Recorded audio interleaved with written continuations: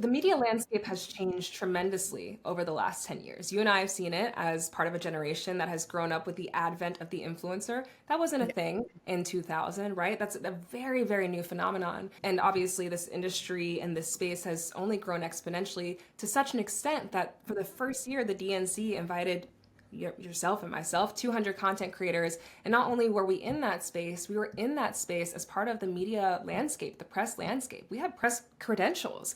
And I think that's really reflective of this shift in recognition of how we're playing a different kind of role, particularly in a moment where there's rising distrust in institutions, whether those institutions are legacy press or capital G government. I think our generation is moving through a moment of profound disillusionment.